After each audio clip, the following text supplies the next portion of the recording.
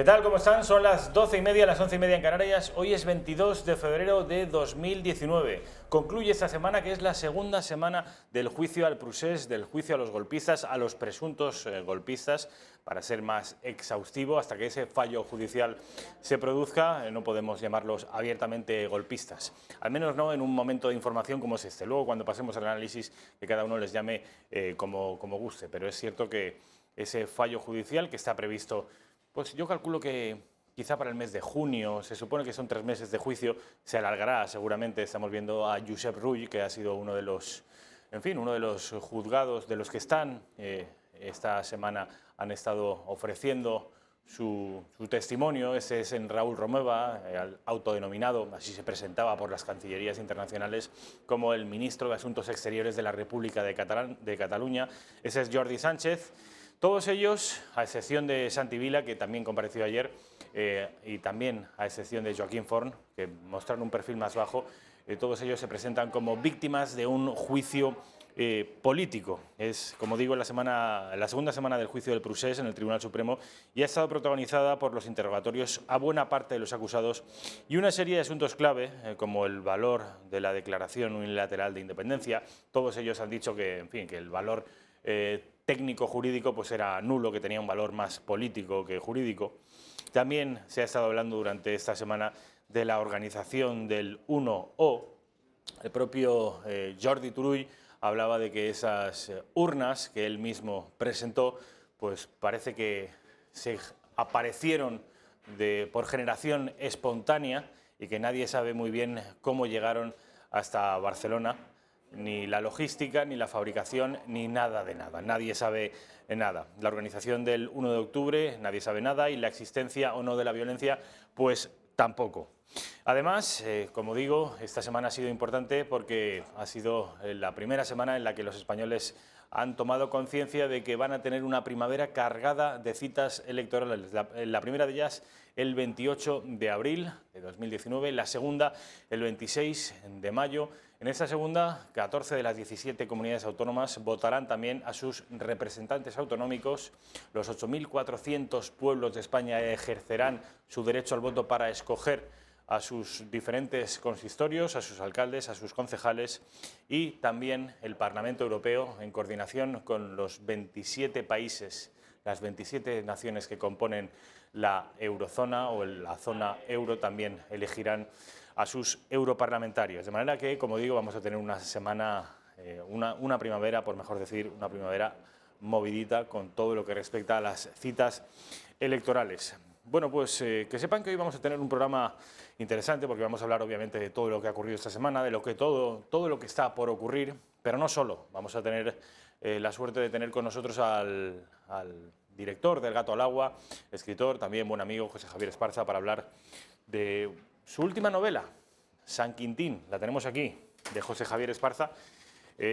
Julián Romero de Ibarrola, ven ustedes aquí, un miembro de los tercios viejos de Flandes, se pone a la vanguardia de los ejércitos de España y protagoniza una de esas batallas más épicas y además más exitosas contra los franceses en San Quintín. Es una novela, pero una novela de carácter histórico. José Javier Esparza, vamos a tenerlo aquí para hablar de ello.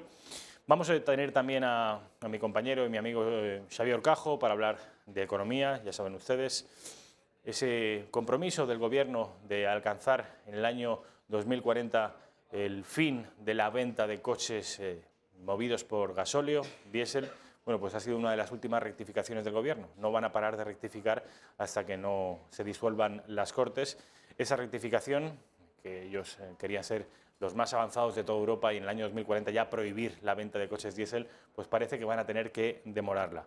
Vamos a tener también a Antonio Robles, es la primera vez que lo tenemos en la redacción abierta, ya saben ustedes, fue un antiguo miembro del Ciudadanos originario, aquel que solo contaba con 3 diputados en el Parlamento Autonómico de Cataluña. Hoy está al frente de un proyecto llamado Decide, Centro Izquierda Nacional. Es periodista, es escritor y va a hablarnos sobre la situación en Cataluña y cómo él, a través de sus libros, de sus escritos, ha ido presagiando y poniendo negro sobre blanco qué es lo que iba a ocurrir en Cataluña, y tal y como él ha ido prediciendo en los últimos años, ha ido desgraciadamente ocurriendo.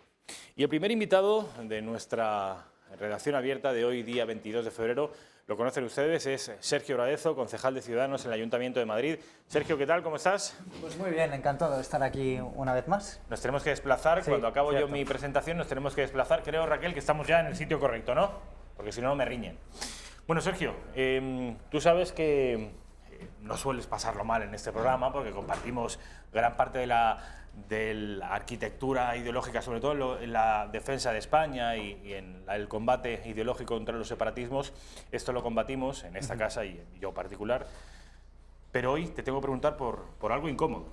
Algo incómodo Pues, porque sé que... Adelante, que no hay ningún tipo de problema. Porque sé que Ciudadanos esta semana, y más el Ciudadanos local de la ciudad de Madrid, de la capital de España, al que tú perteneces, ha estado intentando gestionar una situación complicada porque a la presidenta de Ciudadanos de la ciudad de Madrid, que es Begoña Villacís, que por cierto las encuestas le dan unas previsiones extraordinarias, se habla de Begoña Villacís como una posible e incluso probable alcaldesa de Madrid. Vamos a ver si esta polémica acaba afectándole o no. Begoña Villacís parece que ha hecho, con respecto de su patrimonio particular, algunas cosas medio regular, ¿no? No, la regularidad está todo explicado, todo claro y todo sin ningún tipo de problema. Otra cosa es que se quiera complicar la situación. ¿Por qué? Porque lo que estamos intentando ver es que se quiere mezclar un caso como si fuera de malversación respecto a un caso que es de transparencia. A ver, Aquí, explícale a los eso es una de las espectadores cosas en qué más consiste. importantes. Bueno, básicamente ¿Cuál ha sido la polémica?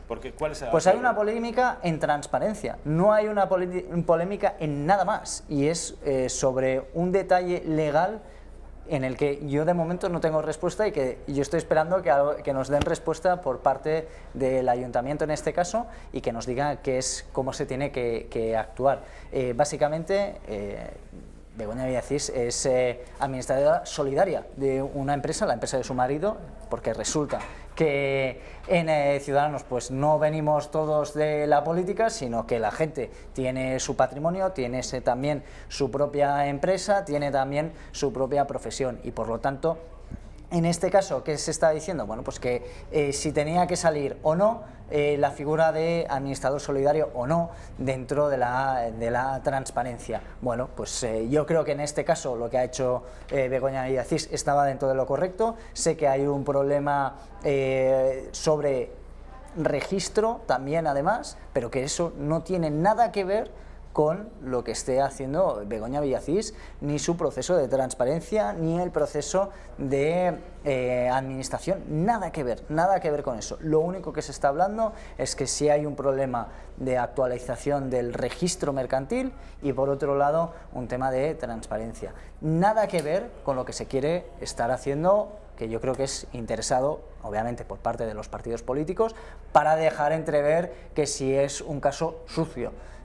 Pues nada más lejos de la realidad. Es un caso de transparencia y es un caso de apreciación legal, o sea que ya estamos rizando el rizo y sinceramente me parece injusto en este caso lo que se ha querido hacer, pero bueno, en este caso como ha sido fácil de explicar, incluso Begoña Villacís el primer día ya dio explicaciones y mostró documentación, envió documentación a los medios de comunicación además.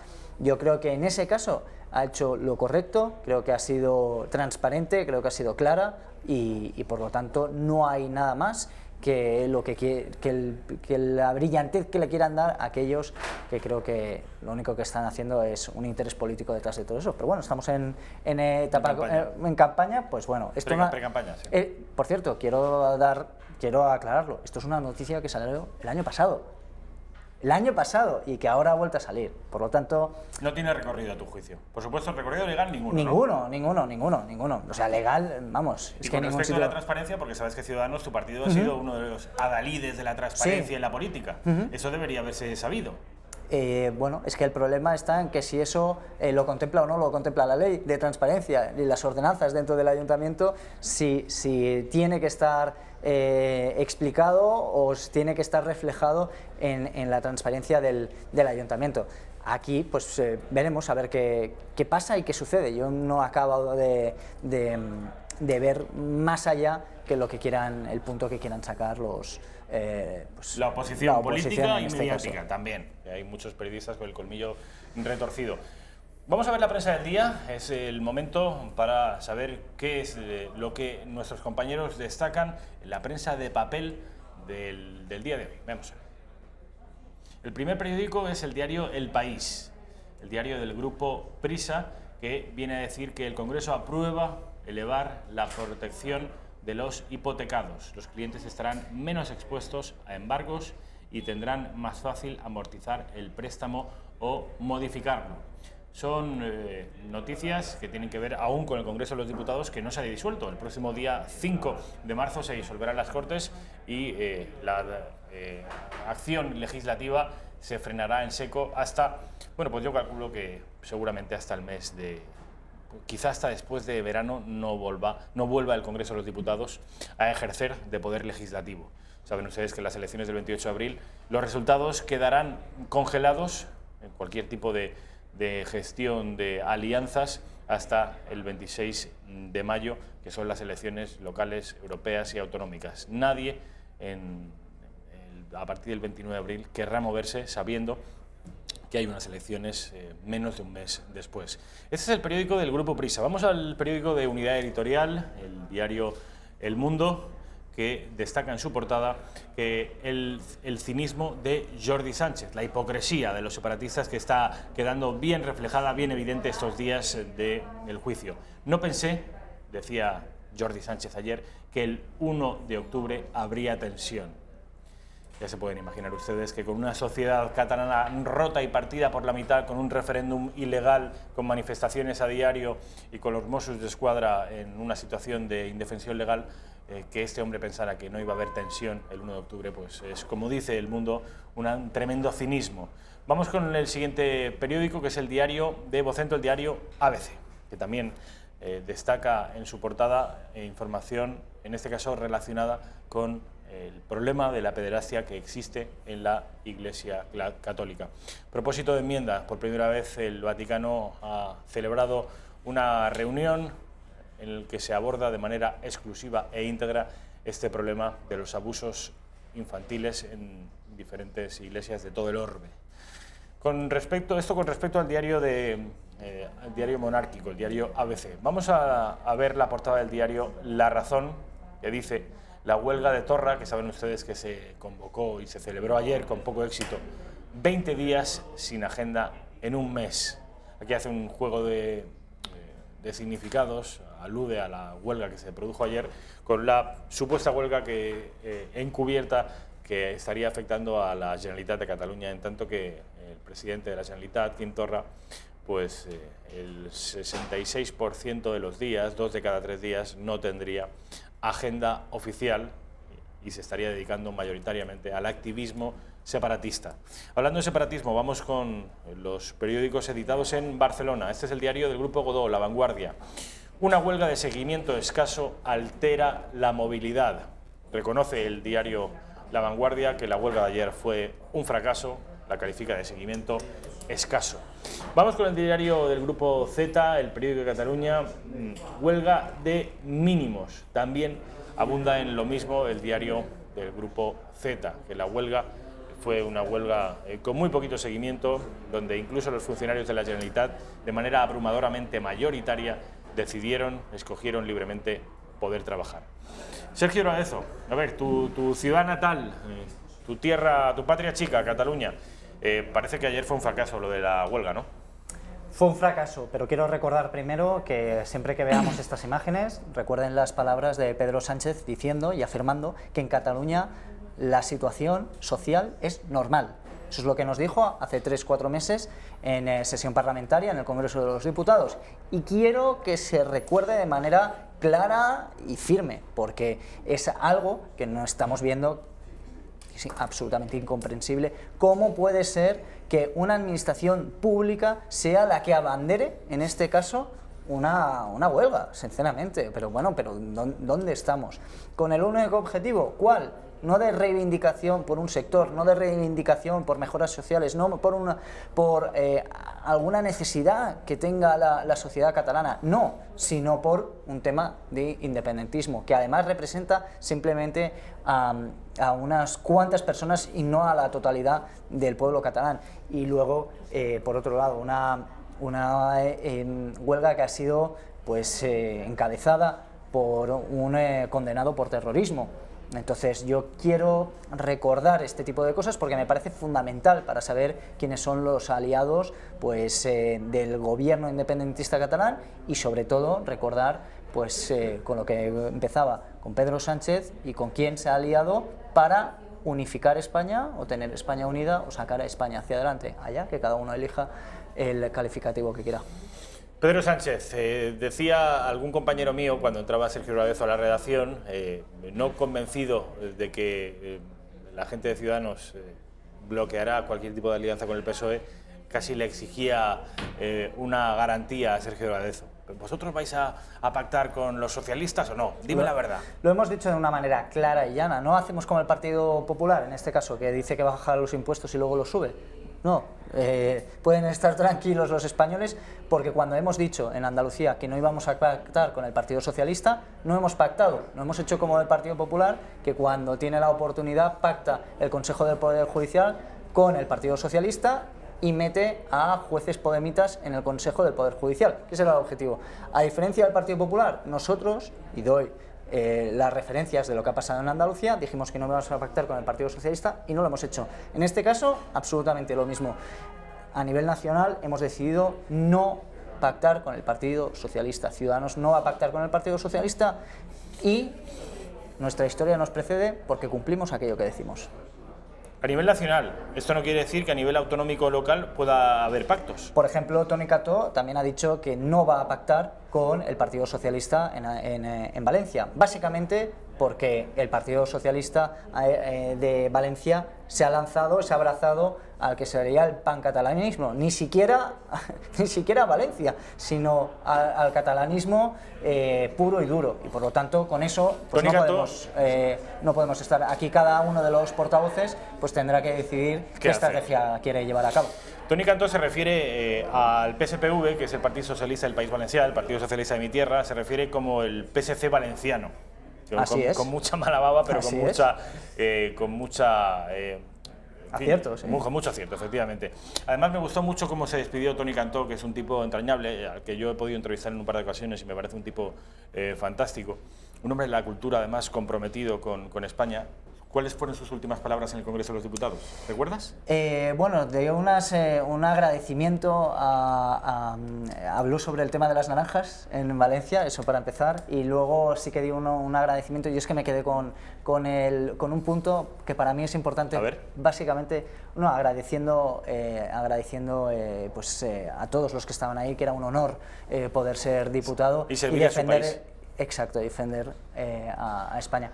En ese caso, yo me siento muy representado con esas palabras y a mí, como concejal del Ayuntamiento de Madrid, que no sé si seguiré hacia adelante, no, todo esto en política nunca se sabe, pero sí que puedo decir que es un verdadero honor poder defender pues, tu país, defender tu administración más cercana, en este caso, por ejemplo, la que me toca a mí, que es el Ayuntamiento de Madrid, que es un verdadero honor, especialmente cuando uno repasa la historia del Ayuntamiento. Qué honor poder defender los derechos de los madrileños en este caso y poder servir a los madrileños es un verdadero honor, la verdad. Dice Toni Cantó, en fin, habló del agradecimiento y el honor que era para él servir a España y se despidió con dos palabras, entre exclamaciones, que fueron Viva España. Dio un Viva España, que además en el Congreso fue aplaudido y se respondió a ese Viva España con otro Viva, cosa que le honra mucho. Bueno, quiero que veas, Sergio, a Jordi Sánchez, el antiguo presidente de la ANC, y también a Santiago Vila, que fue el exconseller de Empresa antes de que el 155 acabara con el gobierno autonómico. Un resumen de los dos. Raquel, me gustaría ver seguidas los dos testimonios. Esto fue lo que dio de sí la sesión del juicio al Procés en el día de ayer. me considero un preso político, este es un juicio político y creo que mi obligación como ciudadano que tiene la voluntad de dar respuesta a la verdad y ante un tribunal que se me presenta con voluntad de ser imparcial, quiero dar esa oportunidad a demostrarlo y como estoy convencido que todos los hechos que el Ministerio Fiscal mantiene contra mi persona y también la Abogacía del Estado son absolutamente falsos, no tengo ningún temor a poder responder y a poder ofrecer también la verdad a mis conciudadanos. Estupendo. Y tres, un deseo, una voluntad inequívoca de un objetivo que es la independencia, que como el Tribunal sabe, en este país y en propia sentencia del Tribunal Constitucional, al no tener una Constitución y una democracia militante, es perfectamente legítimo poder plantear la independencia como es el deseo de mi persona y evidentemente de la Asamblea Nacional Catalana. La legislatura se había iniciado con una presión muy fuerte por parte de algunos sectores ciudadanos y también de algunos partidos políticos para que el Gobierno tomara iniciativas de carácter nítidamente unilateral. En este sentido, hubo una crisis de gobierno muy relevante en verano de 2016, en la que precisamente el presidente Carles Puigdemont tomó una decisión, algunos dijeron una argucia, incluso parlamentaria, para desescalar en la tensión que había en aquellos momentos. El referéndum muta claramente de referéndum a una gran movilización política, que tuvo un gran sentido, pero que personalmente ya nunca más reconocí como referéndum. Bueno, están viendo los dos tipos de perfiles a los que estamos asistiendo en el juicio al procés. Un perfil cuya defensa es más técnica, más jurídica y sin referencias a la política, que es el de Santiago Vila, también el de Joaquín Forn, y un perfil más agresivo y basando su defensa en cuestiones políticas, que son absolutamente irrelevantes en un juicio, como es el caso. Ya han visto ustedes, ya han escuchado ustedes a Jordi Sánchez hablando de que esto es un tribunal político, yo soy un preso político y quiero la independencia. Eso sí, les concede la oportunidad a los jueces de demostrar que son unos jueces justos y democráticos. Sí, el Dioni también era un trabajador de seguridad que bueno, tuvo unas ideas y la idea era pues llevarse el dinero de un furgón blindado. Esa era su idea. ¿Se le juzga por esa idea? No, en ningún momento se le juzgó por esa idea. Se le juzgó por robar un vehículo blindado con dinero del que tenía que proteger. Por eso se le juzgó. En este caso, aquí lo que estamos hablando, bajo ningún concepto, a nadie se le está juzgando por las ideas, las cuales puede defender las que absolutamente quiera en este país, que es un país libre, en el cual puede cada uno defender aquello que crea conveniente, pero lo que no se puede admitir, obviamente, es que se salte nadie, absolutamente, la ley. Nadie está por encima de la ley. Lo dijo el rey, creo que fue ayer o antes de ayer, que dejó bien claro que pues ningún acto está por encima de la ley. Y es evidente, es el marco de juego que todos tenemos y que nos hemos dado y que debemos respetar. Y por lo tanto, en ese caso, lo que aquí estamos viendo en este juicio, pues dos actos completamente diferentes. Por un lado, esa defensa técnica que lo que está intentando evitar es pasar más tiempo en la cárcel, y el siguiente, que es aceptar que esto se van a ir a la cárcel, van a ser sentenciados, van a ser juzgados y ya pasar al siguiente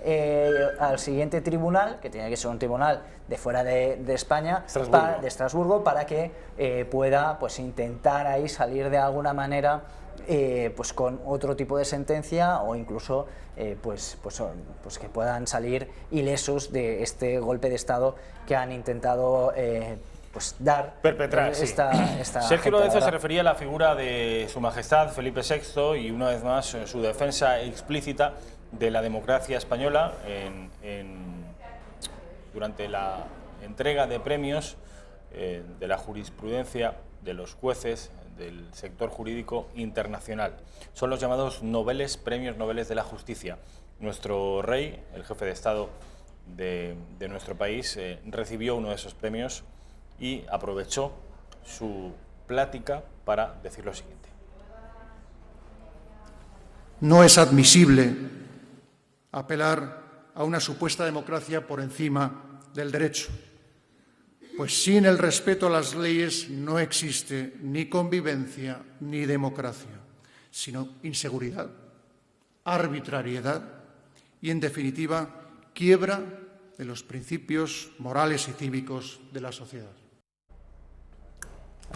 Es que es claro, llano, y me parece que es algo que me sorprende que hoy sea noticia, sinceramente. ¿Por qué? Pues porque estamos en un punto en España, estamos en un punto en esta situación actual política donde la ley para algunos parece que simplemente es una sugerencia, y la ley, nadie está por encima de la ley, ni siquiera el rey está por encima de la ley, y por lo tanto se debe aplicar. Si no tenemos ese marco de convivencia, todo lo demás es caos, todo lo demás es la ley del más fuerte, y al final es lo que han demostrado los golpistas, que lo que quieren es, por imposición, ser independientes, aunque no lo quiera la otra mitad de catalanes, aunque no parezca que sea la manera, aunque no compartan muchos, incluso independentistas que no comparten esa manera de independizarse, porque saben perfectamente que lo único que llevaría sería la quiebra de Cataluña completa. Ni siquiera eso, ellos por la fuerza, y por la fuerza vimos ayer pues una huelga donde hay imágenes que son terribles, donde está la Diagonal, la calle más importante, con más tráfico de todo Barcelona, donde había 40 CDRs que estaban cortando una calle principal, y están diciendo que esto es una gran manifestación. Hombre, es que literalmente eran 40 personas, hay imágenes claras. Sí. Entonces, hombre, sinceramente, lo que estamos viendo es que por la fuerza se quiere llegar a la independencia. Sinceramente, pues ese no es el camino, y aquellos que lo intentan, pues ya saben el camino donde acaba, delante de un juez en el Tribunal Supremo. Por último, quiero que veamos juntos las encuestas que los medios de comunicación durante esta semana han ido publicando. Han sido muchos los medios de comunicación, El Español, El Periódico de Cataluña, La Razón, La Información, y mis compañeros han elaborado una tabla en la que juntan todas las encuestas, y nos va a permitir de un golpe de vista, de un único golpe de vista, comprobar cómo está cada partido. Bueno, hay un periódico, en realidad dos, La Razón y El Español, que coloca muy bien a tu partido, a Ciudadanos, de 65, 66 diputados, 64, 66 El Español. El Periódico de Cataluña, que no os tiene demasiada estima, 44, 47. Y luego la Información.com os coloca en tercera posición. Ese 15,4% de los votos equivaldría aproximadamente a unos 50 escaños aproximadamente. ¿A ti esto qué te parece? Bueno, pues para empezar, creo que Ciudadanos pues, siempre está, siempre en todas las encuestas lo que refleja es que incluso de las mejores o las peores siempre aumenta en su representación, y eso me parece importante. Además, también creo que es posible un cambio, dependiendo de qué números se den, pero creo que sí que es posible ese cambio, y sí que estoy también de acuerdo que el Partido Socialista aumente el número de representación, debido a que Unidos Podemos pues se hunde como partido, y a lo mejor incluso puede ser el sufrimiento de Unidos Podemos, incluso creo que puede llegar a ser más acentuado, porque hoy es absolutamente irrelevante. Creo que no aportan nada al Congreso de los Diputados. Creo que el Partido Socialista ya abrazó todas las tesis de Podemos, abrazó también al independentismo, y por lo tanto Podemos, pues ¿en qué se traduce? Bueno, pues en diferentes personajes que están por ahí, pues entre ellos Manuela Carmena, que ya se ha desvinculado, se quiere desvincular de Podemos, aunque no puede hacerlo. Está Íñigo Errejón, que se quiere desvincular también de Podemos, pero que ha formado parte incluso de la fundación del propio partido. Bueno, pues eso es lo único que tenemos. Ada Colau en Barcelona, que va a lo suyo. Eso es Podemos. En todas las encuestas, eso sí, coinciden en que Podemos, que hasta, bueno, en la distribución actual del Parlamento es la tercera fuerza política, todas las encuestas coinciden en que cedería esa tercera posición, esa medalla de bronce en el Parlamento, en favor de Ciudadanos. En esto no hay duda. Podemos se desploma, y a mi juicio tiene que ver, obviamente, con las tensiones internas, con las incoherencias, con Venezuela, pero sobre todo con una falta de discurso nacional. Sí, claro. Yo creo que a Podemos le ha hecho mucha pupa. Sí, porque estamos en un momento de inflexión. Es decir, el golpe de Estado que intentó, pues en este caso, el gobierno independentista catalán, pues evidentemente eso ha tenido una reacción clara delante de todos los españoles. Es decir, tenemos que estar unidos. No podemos, ojo, señores, que esto ya no es una anécdota, esto ya no es algo que no forma parte de nuestra política nacional o de nuestra política del día a día. Poca broma. Poca broma, exacto, que esto está acerca de quebrar pues la unidad de España. ¿Merece hacer eso? Pues evidentemente que los españoles han decidido tomar las riendas en este caso. Y bueno, pues es muy curioso, también a modo anecdótico, es muy curioso que muchos votantes de Vox proceden de Podemos. Y eso, pues a lo mejor... Da que pensar.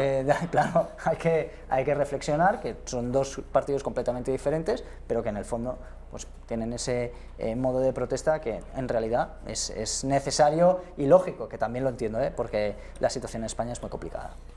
Sergio Lorenzo, concejal de Ciudadanos en el Ayuntamiento de Madrid.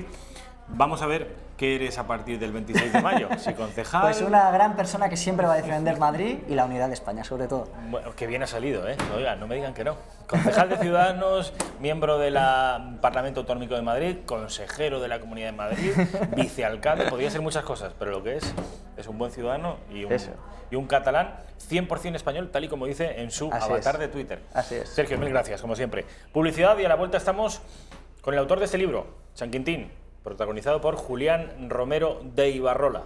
Qué nombre, ¿eh? Con ese nombre solo podría pertenecer a los tercios de Flandes, totalmente, que es de lo que vamos a hablar. Publicidad, y estamos enseguida con José Javier Esparza.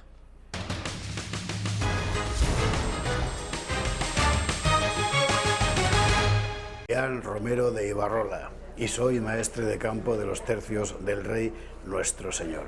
Sirvo hoy con don Felipe II, como ayer serví con su augusto padre, el César Carlos. Queréis que os cuente mi historia, y yo os diré que mi único mérito es haber salvado la piel donde otros dieron la vida.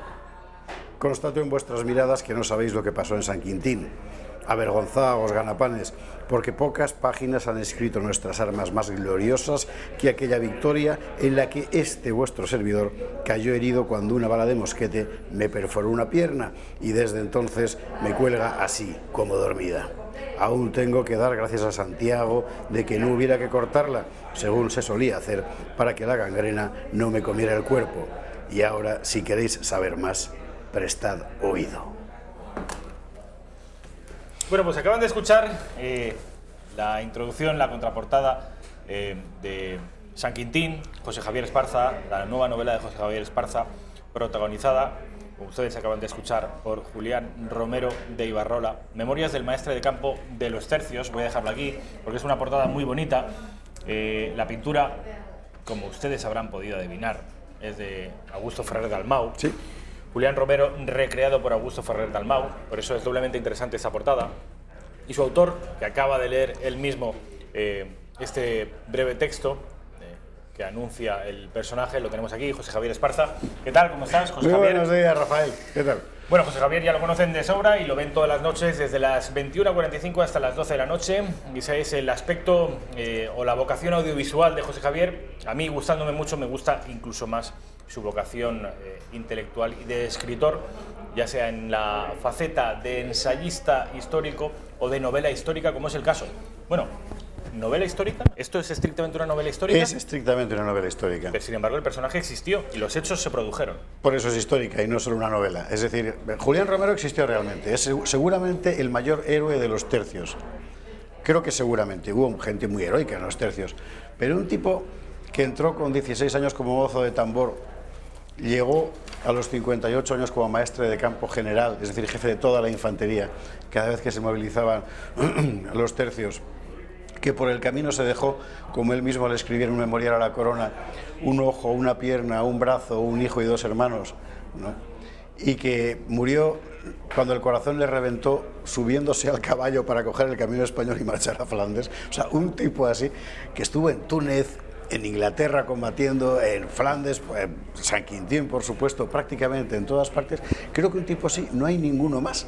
Incluso le hicieron que mandara un despliegue naval. Él se opuso porque nunca lo había hecho, pero no había nadie más. Efectivamente fue un desastre. Tuvo que volver a nado y ya entonces una pierna no le funcionaba. Tuvo que volver a nado desde alta mar hasta la costa de Flandes para salvar la vida después de que hundiera su barco. En fin, la vida de Julián Romero es alucinante.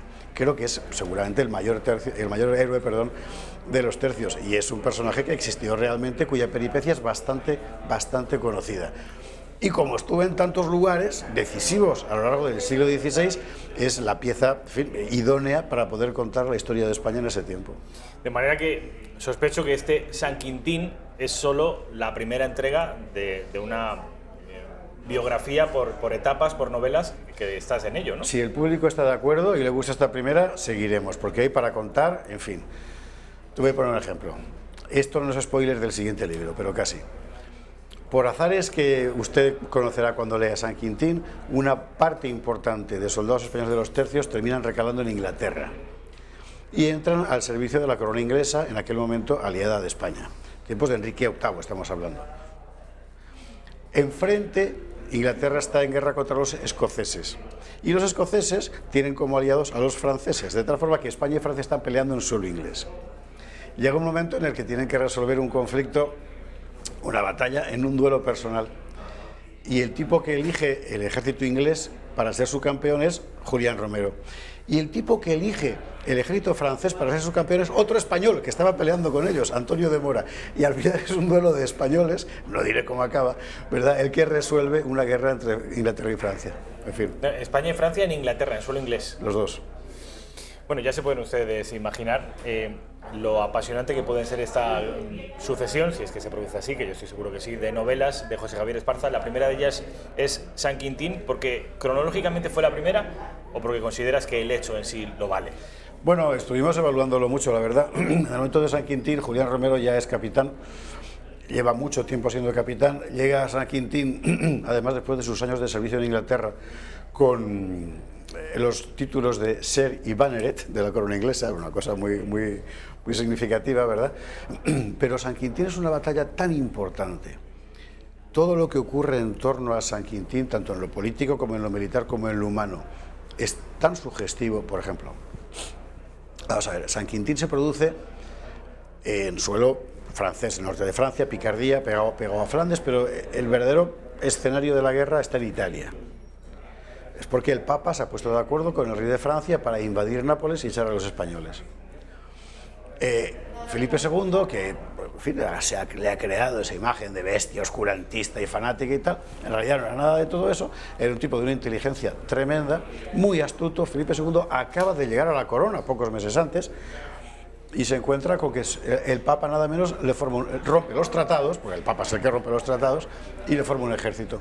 ¿Y qué hace Felipe II para secar al Papa en suelo italiano? Pues no le hace la guerra, o mejor dicho, sí le hace la guerra financiera. Entonces, la mayor parte del Tesoro Vaticano se nutría, como buena parte de las coronas europeas, sobre letras de cambio contraídas contra el Tesoro de Castilla.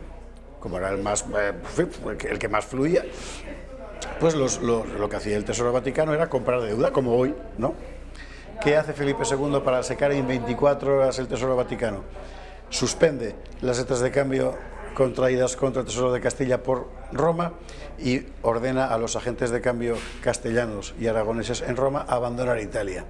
De repente el Papa se encuentra que no tiene un maravedí y no puede montar el ejército que necesitaba para ayudar a los franceses a entrar en Nápoles. Bueno, cosas de este tipo que son fantásticas, ¿no?, ocurren precisamente en ese contexto. La propia batalla de San Quintín, la exhibición de Alejandro Farnesio, exhibición de talento, dejando a Alejandro Farnesio, era el jefe de las tropas españolas, un tipo de 20 tantos años en aquel momento, enfrente... De origen italiano, ¿no? Sí. Bueno, saboyano. Enfrente tenía nada menos que Anne de Montmorency, el gran condestable histórico del ejército francés, un veteranísimo y linajudísimo guerrero de casi 60 años que desprecia enteramente a Farnesio. Y Farnesio le da un baño estratégico tremendo, con una marcha que le deja al otro completamente confundido. Llega a tomar San Quintín cuando nadie pensaba que iban a tomar San Quintín, que es una ciudad que además se toma con un auténtico golpe de comandos que protagoniza Julián Romero, que es Julián Romero que le dice a Felipe II: hay que ir a San Quintín y hay que tomarlo así. y lo hace. Bueno, es una historia que la cojas por donde la cojas, está tan llena de cosas fascinantes que era una buena forma de empezar. La batalla más, o el éxito, la victoria más famosa, más afamada de los tercios, al menos contra Francia, o Pavía también. Claro, hay muchas. Pavía, Garellano, realmente hay muchas batallas contra... Lo que pasa, lo que tiene San Quintín es que fue muy decisiva. Se ha aprovechado Felipe II que, habiendo tomado San Quintín y teniendo como tenía París a muy pocas jornadas de camino, podía haber tomado París. Seguramente es verdad, pero no lo hizo. Y yo tengo la tesis, que en el libro se expone, de que no lo hizo porque en aquel momento la corte francesa estaba enteramente desgarrada por la oposición entre católicos y protestantes, y seguramente si hubiera tomado París, los protestantes se habrían impuesto sobre la facción católica mayoritaria de la corona en Francia, ¿no? Pero bueno, esto en todo caso es yo creo que fue deliberado en avanzar. De hecho, Felipe II se obstina una vez se ha vencido en San Quintín, en tomar la ciudad. Y empieza un asedio, en fin, que hay que contar, y aquí se cuenta por lo menudo. Francia, después de San Quintín, insistió en el combate, y apenas un año y pico después, en Gravelinas, quedó enteramente derrotada, y a partir de ahí empezó una paz que duró muchísimo tiempo con los franceses. El personaje, Julián Romero, ¿dónde nace? Amigo mío, en Cuenca seguro, pero hay dos pueblos que se disputan su paternidad, y yo no me voy a meter en esa guerra porque es la típica historia en la que si apuestas por uno, en el otro te odiarán para siempre. En Cuenca descendiente. ¿Cuáles son los dos pueblos que se Huélamo, disputan? y el otro no vas a perdonar que no me acuerde, lo cuento en provincia de Cuenca seguro. Lo cuento en el libro, provincia de Cuenca, efectivamente, descendiente de una familia hidalga de origen vasco, su padre maestro de obras, y bueno, se marcha. Me interesa... ¿Cuándo descubres tú a este hombre? Es decir, ¿es un nombre que tú tenías en un cajón perdido y que pensaste hace años que este hombre tenía una historia o muchas? Cuando hice el libro de los tercios, cuando saqué el libro de tercios, o sea, un par de años. Es cuando descubrí lo enorme que era. Un año. Sí, es cuando descubrí lo enorme que era Julián Romero. Antes lo conocías, pues bueno, porque has leído cosas de San Quintín, de no sé cuántos y tal. Bueno, bien, cuando hice la gesta española, hace muchísimos años ya, aparecía su nombre, pero lo que podía dar de sí el personaje lo descubrí en tercios. Y el resto fue idea de la propia editorial, hay que decirlo. Es decir, ha sido Félix Gilfeito, Richard Tejedor, Berenice Galaz, los que dijeron, este tío tiene una historia, ¿no? O sea, que te lo proponen ellos y tú propones el personaje. Sí, exactamente. Tú ya tenías, cuando te proponen una novela histórica sobre los tercios, tú ya sabes que es Julián Romero. Bueno, es cuestión de evaluarlo, ¿no? Ves diferentes personajes, diferentes posibilidades, diferentes épocas también, porque no es lo mismo un siglo XVII, que es el mundo a la triste, que un siglo XVI, que es el mundo Julián Romero. Es muy diferente, es muy diferente. El contexto histórico, la atmósfera de esa España son muy distintas, ¿no? O sea, son españoles igual, pertenecen a los tercios igual, pero de un siglo a otro es muy diferente, dices. Es muy diferente, sí, porque la España del XVI, la España de este momento en el que Felipe II empieza a gobernar, es una España que está en crecimiento y expansión, y todo sale bien, además. Incluso cuando pierdes, todo sale bien. A partir del XVII, o sea, pues eso, en un siglo, ha crecido tanto todo, que realmente es muy difícil mantenerlo, ¿no? Y España tiene que atender en todas partes un montón de frentes contra unos enemigos que ya han aprendido la lección después de 100 años recibiendo caña, y que ya no son los que había, los flamencos, por ejemplo, el ejército flamenco ya holandés en el siglo XVII. En este momento, siglo XVI, la época de San Quintín, en realidad son milicias de alemanes pagadas con oro flamenco. No había un ejército flamenco propiamente dicho, y el que había huía enseguida. Un siglo después ya es otra cosa, ya se ha convertido en un ejército de verdad, y sobre todo en una flota de verdad, ¿no? En San Quintín la mayor parte de los combatientes, tanto en el bando francés como en el bando español, son alemanes a los dos lados, ¿sabes? Y de hecho, uno en el momento de la derrota, un cuerpo entero creo recordar, 4.000 alemanes se rinden ante las tropas españolas, y lo que hace el mando español es dejarles marchar en libertad, haciéndoles prometer que durante un año no van a combatir contra España, porque saben que es perfectamente posible que 6 meses después tengas que contratarlos tú. No, claro. Entonces, esta gente eran, como decir, combatientes como los tercios. No, eran masa de maniobra. Eran campesinos con tanta hambre que se iban a combatir donde fuera porque para ellos era mejor. Y hoy combatían aquí y hoy combatían allá. ¿Y para un mando era seguro confiar en ellos? No. pero en el campo de batalla los clavabas en medio y para eso servía. Carne ¿no? de cañón. Claro, otra cosa eran los tercios, que eran, en fin, soldados ya más... Profesionalizados. Completamente. Y además con una fe y una fe en lo trascendente y una escala y un código de valores absolutamente que es, único, claro. de lo que habla siempre José Javier Esparza en ese libro Tercios, también de la esfera de los libros, que es tan interesante. Solo comparable de la caballería francesa en aquel momento, y la caballería francesa era un cuerpo todavía medieval, mientras que los tercios eran ya un ejército moderno. Me dices que las diferencias entre el siglo XVII y el siglo XVI va de los laureles, de la gloria y del apogeo a la decadencia.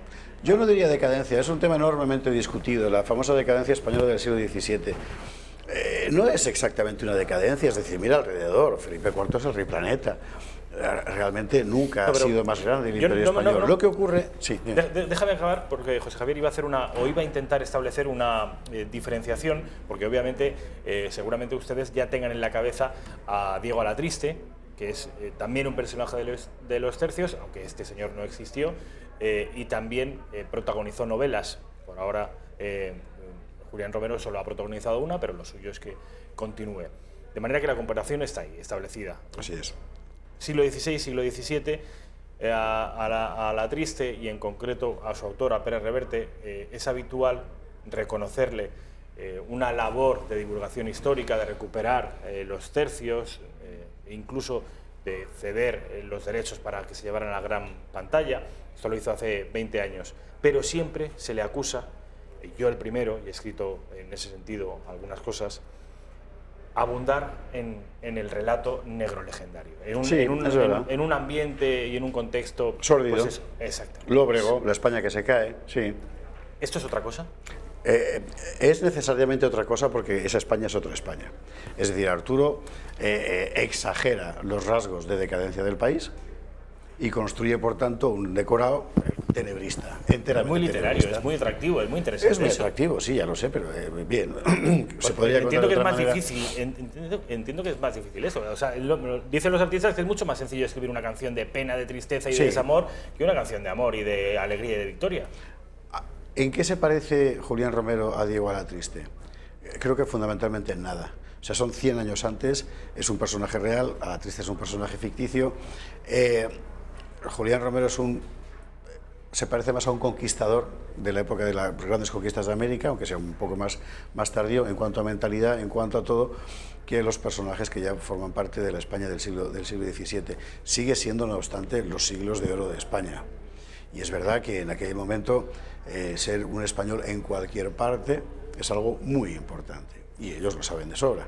Por otro lado, hay que, para quitarle, como decir, acento nacionalista al asunto, hay que recordar que era una España enteramente, es verdad, plurinacional. Plurinacional no porque hubiera catalanes, castellanos, no. Es que había españoles, italianos, borgoñones, y todos juntos en la misma bandera, que por supuesto reconocían.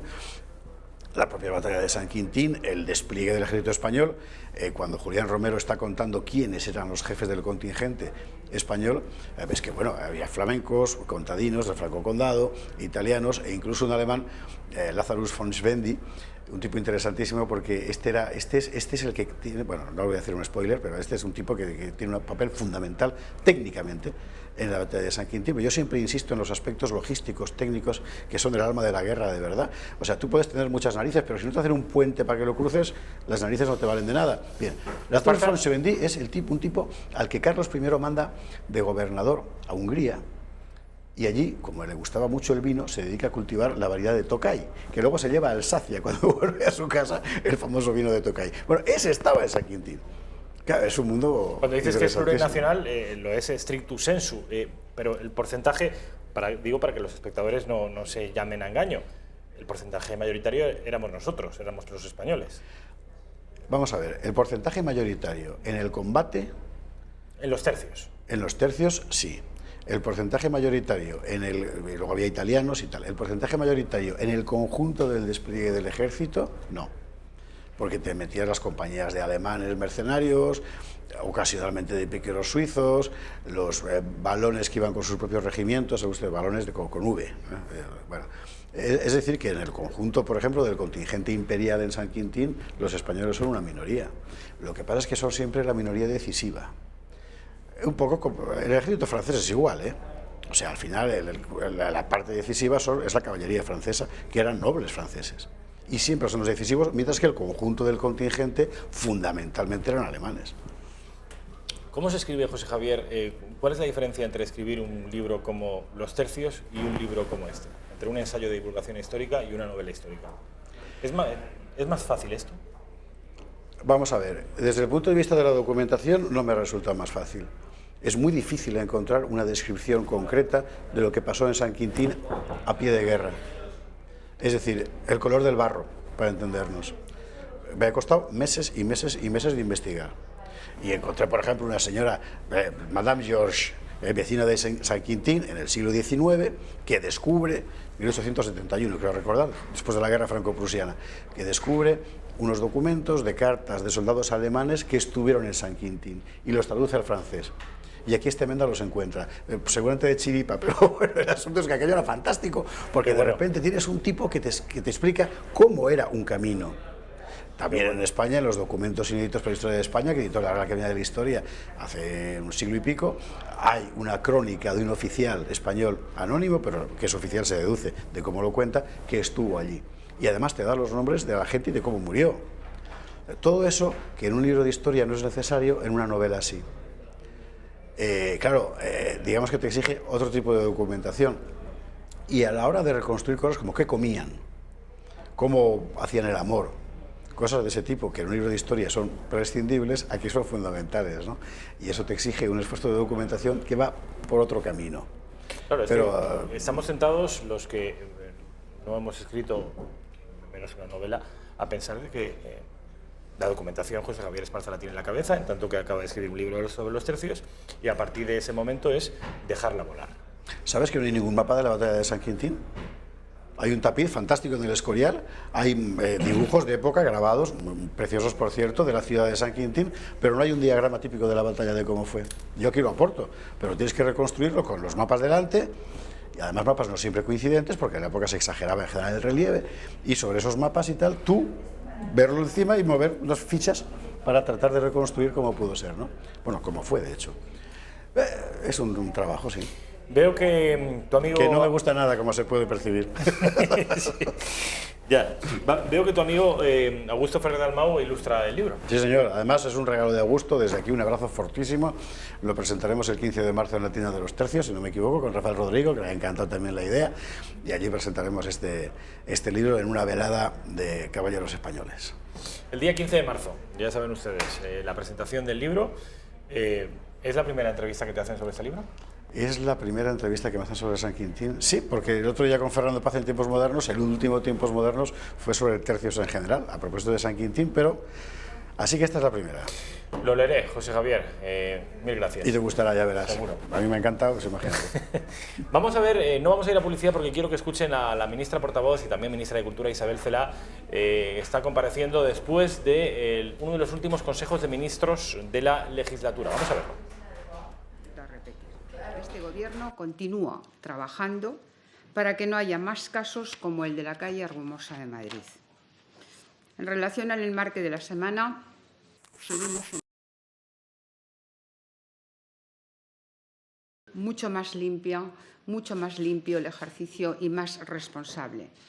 Desgraciadamente, seguimos viviendo intoxicados por la crispación y por la falsedad. Este Gobierno viene demostrando a lo largo de estos 8 meses que tiene un proyecto inclusivo para España, que cree en un país que apuesta por la convivencia y por las normas que nos venimos dando todos sin exclusiones. Pero frente a este propósito de moderación y responsabilidad, se nos viene levantando un muro de enfrentamiento.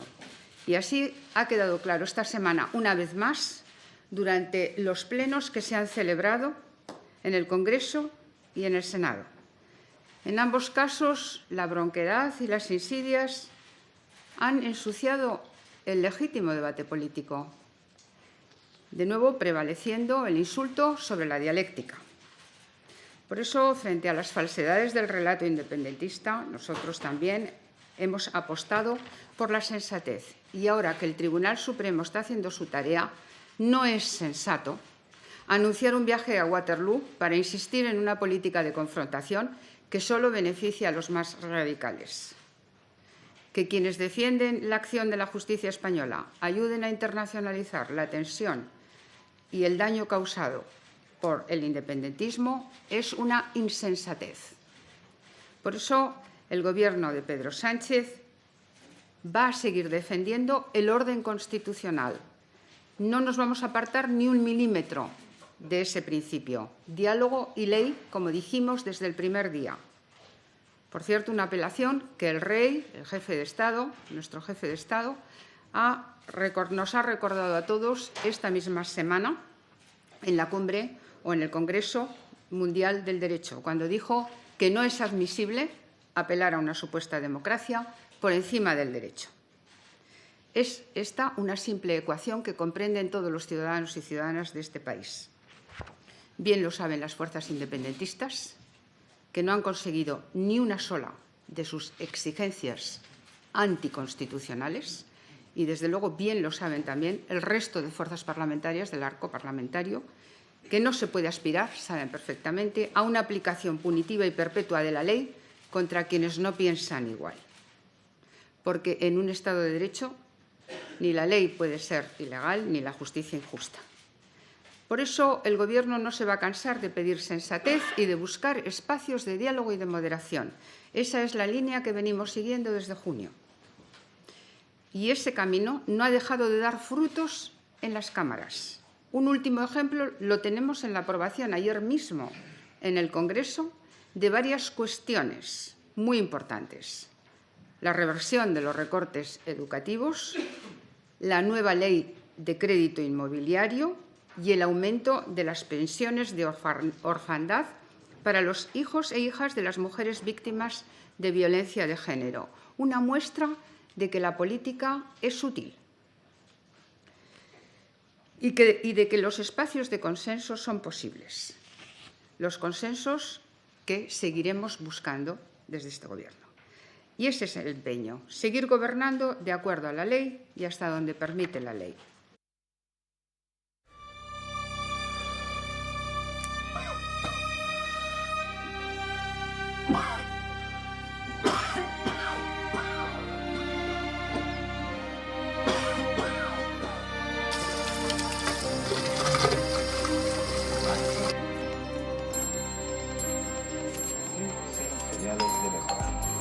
Como ven, una situación completamente diferente a la que nos dibujaba nuestro presidente hace poco más de 2 años. Vamos a tener 4 años por delante de crecimiento, de empleo, de más políticas sociales y de apoyo a quien pueda tener dificultades. De apoyo, no de recortes, no de decretazos, de apoyo. Con la nueva reforma de las pensiones del Gobierno vamos a tener que buscar trabajo desde la cuna.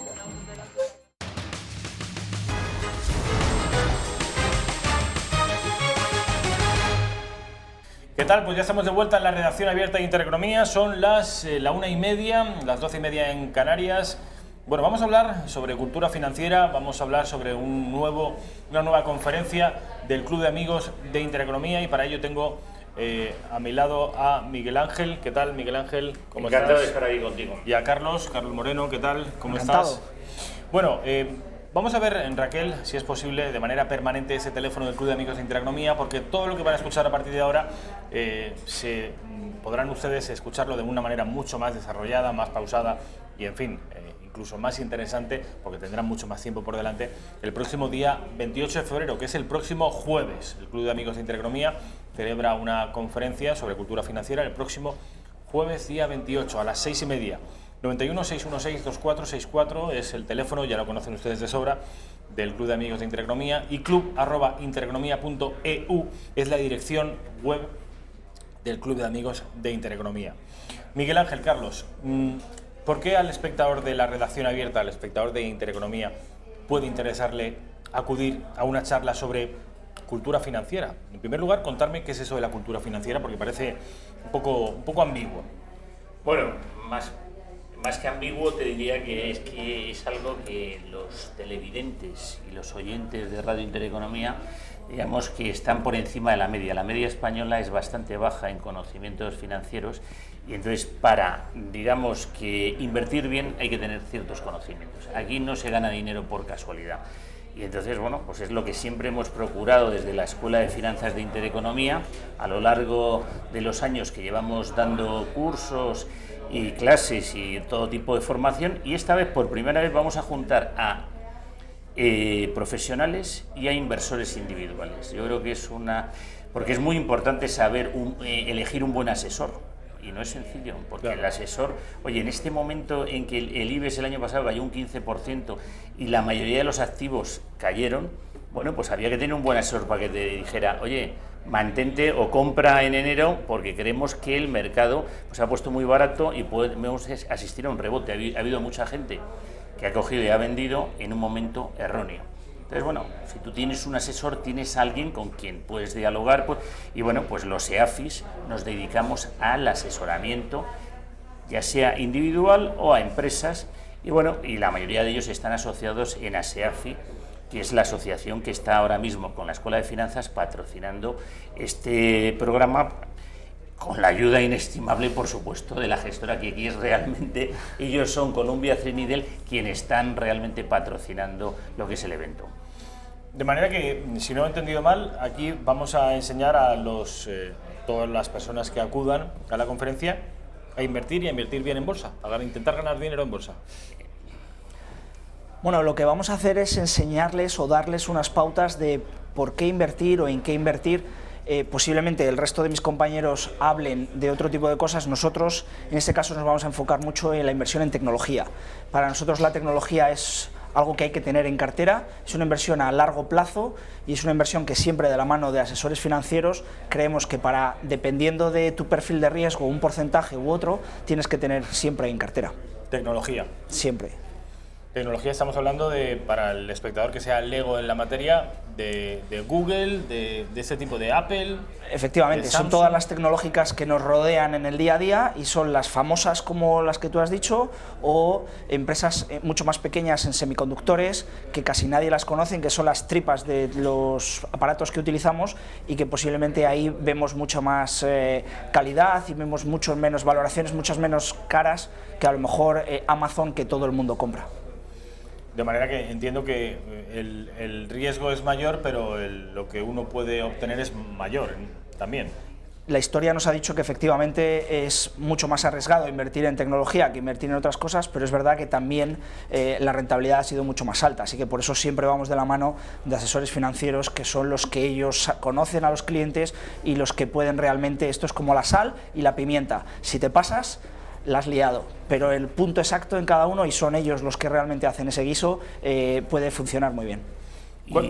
Y del guiso, disculpa, sí, vamos a hablar en la parte final, nos va a acompañar Susana Criado, que va a coordinar, digamos, a 3 EAFIs, que vamos a comentar cuál es la situación del mercado. Vamos a hablar, por supuesto, de tecnológicas. Quiero decir que no hace falta tener ningún conocimiento para asistir a importante. Absolutamente. Sí, es muy importante. No hace falta tener ningún conocimiento, simplemente estar receptivo a, bueno, pues a lo que nosotros les vamos a contar, pero vamos a hablar de toda la panoplia del mercado y vamos a decir, sí, sobre todo, ¿a qué va la gente a una conferencia de este tipo? A saber qué tiene que comprar y si tiene que comprar o vender en este momento. Que nosotros quizás somos más partidarios, en mi caso en concreto, de vender más que de comprar, tal y como está desarrollándose estos 2 meses de, bueno, tal y como va a finalizar febrero, seguramente aconsejaremos vender algo de lo que se vaya ganando, lógicamente, o ponerse algún stop. Pero bueno, eso ya lo contaremos en vivo y en directo, y entonces decía,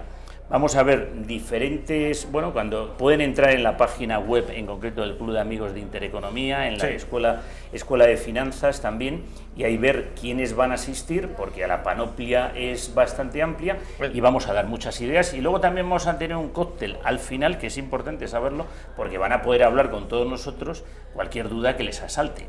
Muy interesante también eso, desde luego. Estás invitado al cóctel, si quieres. ¿Tienes tiempo? Pues dejas tus obligaciones. Desde luego. Miguel Ángel, cuéntame un poquito cuál es la estructura de esa conferencia. Es decir, empieza a las 6:30 y cuáles van a ser los ponentes, de qué van a hablar y cuánto dura aproximadamente.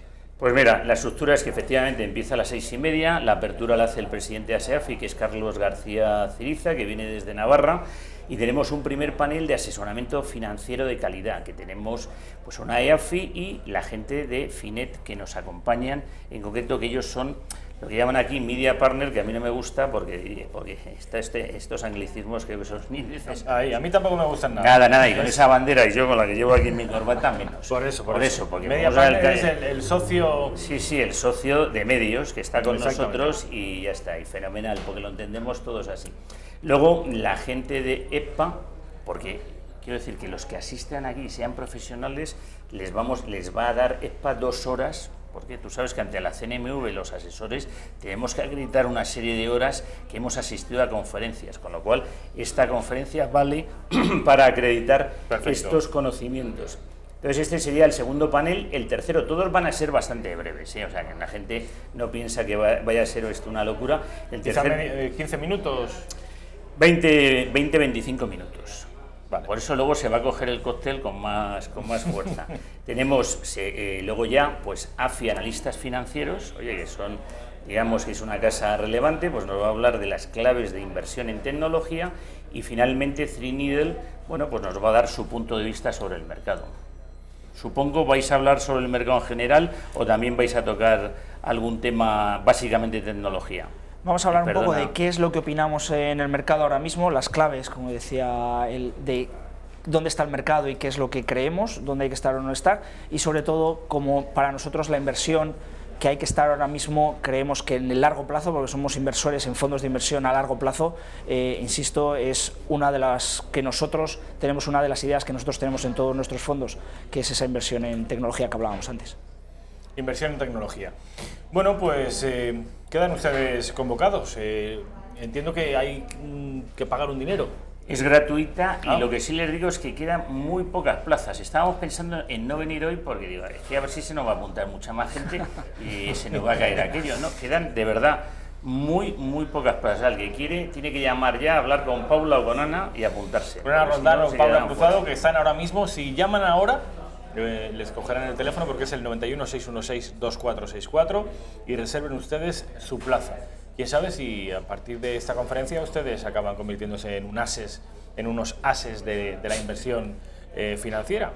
Todo se empieza en algún momento y esta conferencia sobre cultura financiera puede ser la génesis de un proyecto mucho mayor.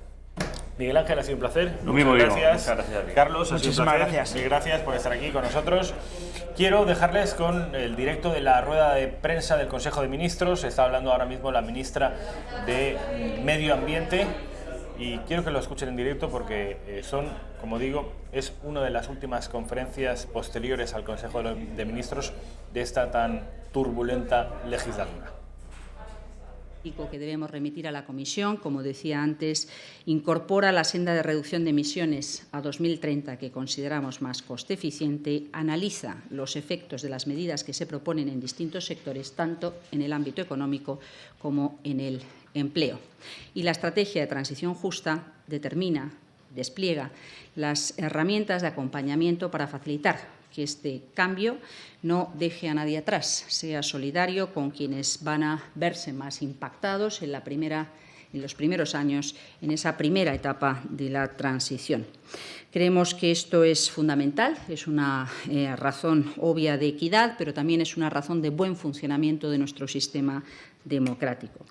Hemos elaborado este marco estratégico en un tiempo récord, 8 meses, con la plena integración de todos los departamentos ministeriales. Es un programa de gobierno, no se trata de una agenda sectorial de parte del ministerio que tiene por preocupación el medio ambiente o el cambio climático o de parte del ministerio que tiene por preocupación la energía. Han estado presentes desde el primer momento todos los departamentos ministeriales y por ello la propuesta que se hace es, como digo, sólida, transversal y maximizando esas sendas de sinergias, de coherencia que requiere una respuesta convincente y eficaz en materia de clima. Hemos contado además con el mejor conocimiento científico-técnico disponible para hacer estas propuestas. En la elaboración del plan, por poner un ejemplo, se han empleado 6 modelos matemáticos de referencia internacional y se han analizado más de 1000 variables, contrastadas después con todo el sistema de seguimiento que la propia red eléctrica española utiliza para dar confiabilidad al conjunto del sistema eléctrico. Por tanto, creemos que la materialización de esta propuesta permitirá a España cumplir con los objetivos asumidos para el año 2030 y 2050, a la vez que, como digo, genera oportunidades, mejora su balanza comercial e incentiva la modernización del conjunto de nuestros sectores industriales. ¿Cuáles son algunas de las oportunidades que quedan claras, quedan patentes en ese marco y en la memoria económica que lo acompaña?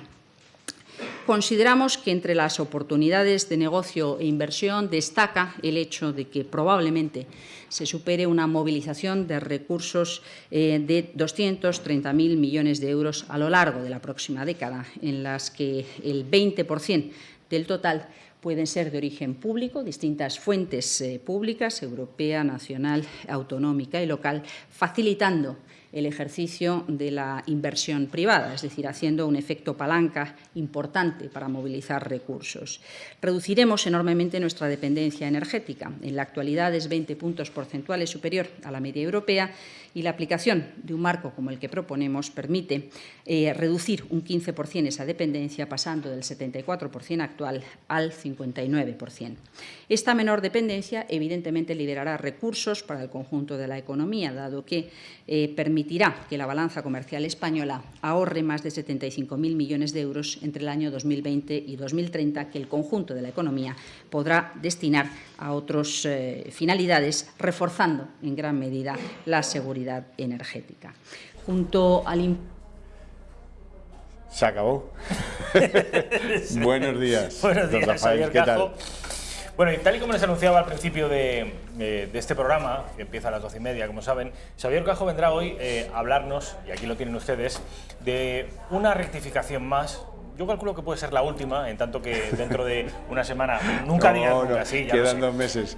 No, pero para que se disuelvan las Cortes queda Sí, es bueno, el 5 de marzo. pero quedan en funciones, o sea que 2 meses largos Tienen tiempo de rectificar iniciativas. 18 meses. Sí, de enloquecidas iniciativas, si me lo permite. El día 5 de marzo se disuelven las Cortes y es cierto que hasta el día 28 de abril, que no acudimos a las urnas, ese gobierno tiene tiempo de hacer y deshacer 1000 veces.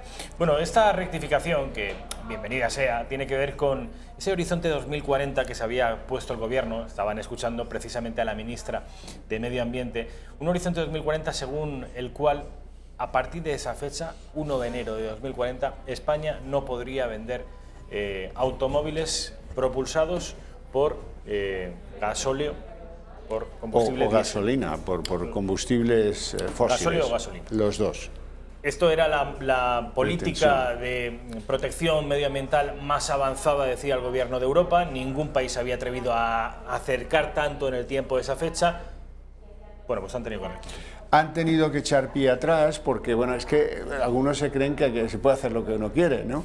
Entonces han chocado con el señor de Bruselas, que en este caso es un señor del PP, Miguel Arias Cañete, que les ha dicho, ¿dónde vais? ¿Pero qué queréis ser? Pero, primero, para poder hacer eso tenéis que pedir permiso aquí. Eso para empezar. Segundo, no os lo voy a dar, porque aquí se trata de ir todos en junto, de ir todos más o menos, cada uno dentro de... Fíjate, Francia le propone a la Comunidad Económica Europea llegar al 2040 habiendo reducido sus emisiones de CO2 entre un 32 y un 35. España llega y dice, nosotros llegaremos, es que parece un chiste, llegaremos al 2040 habiendo reducido el 42%. 42, no el 40 o el 45, el 42. Para que vean que lo hemos pensado, que lo tenemos calculado. Casi le da el céntimo, el 42,7, mira tú por dónde. Claro, y allí se han reído un poco de nosotros y han dicho, vamos a ver. ¿Cómo lo vais a hacer? Dice, hombre, es que vamos a prohibir la venta de vehículos gasolina y la venta de vehículos diésel, dice, ya, y la gente ¿cómo lo hará? Eso es problema del conductor. Bueno, oiga, no, mire. Esto no entonces, es así. Arias Cañete, que es un señor con un aspecto de abuelito bonachón, ¿verdad?, con la barba blanca, les ha dicho, miren, la política europea es como es, y define un principio. Y el principio es, vamos a incentivar que la gente se vaya a vehículos que no contaminen. Querremos que lo primero que cambie a no contaminante sea el transporte, las furgonetas, los camiones, que son los que más contaminan. Y luego, poco a poco, los usuarios ya se irán dando cuenta de que si estimulamos, estimular significa dar dinero, Digo, está claro, ¿no? Entonces, bueno, si estimulamos la sustitución de un coche diésel o gasolina por uno eléctrico, o por uno que vaya con gas, o por uno que tal, dice, oiga, yo cuando era pequeño me acuerdo que los taxis en las grandes ciudades españolas iban con bombonas de butano, Alguien dijo, no, es que esto es peligroso. ¿Tú te acuerdas de eso? Hombre, pero perfectísimamente. Iban a las gasolineras a recargar las bombonas. Llevaban una de recambio y una en uso. Bueno, esto se quitó porque a alguien no le debió interesar y nos llevaron, siempre nos conducen. Ahora el diésel, ahora la gasolina, luego al no sé qué, ahora el eléctrico. Bueno, siempre somos los conducidos, ¿no? Y esto es jugar con fuego. Yo siempre lo digo, hay cosas con las que no se puede jugar. Una de ellas, los coches en España. ¿Por qué? Bueno, en primer lugar, porque pierdes votos si te cargas el gasoil. ¿Y qué votos te pierdes? Yo creo que más del PSOE que del PP. Me da que por ahí va la cosa. ¿Por qué? Pues con todos los furgoneteros del mundo, toda la clase media baja, pues suele ser más de izquierdas que no. El que tiene un Mercedes le da igual comprárselo de un diésel eléctrico o gasolina.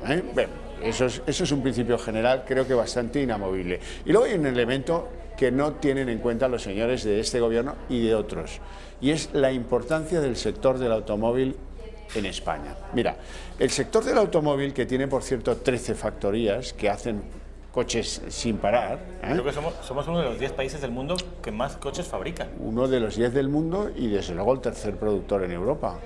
Alemania, Francia y España. Por delante de Italia, Ojo, que tiene más que Italia. Que tiene marcas. No, más coches España. Sí, más que Italia, nosotros más que Italia. Sí, bueno, pero ¿qué es mejor, Horcajo?